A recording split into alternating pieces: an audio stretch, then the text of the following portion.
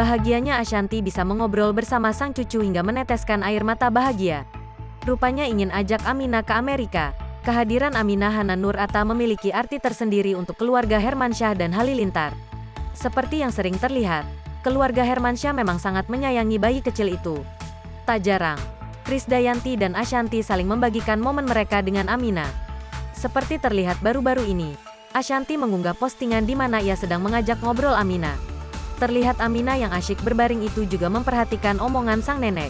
Dalam rekaman itu, terdengar Ashanti antusias membahas berbagai hal, termasuk keinginan mengajak Aminah berlibur ke Amerika.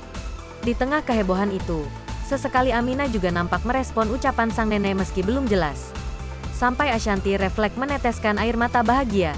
Mau lihat video sambungan @amenata yang lebih gemes lagi?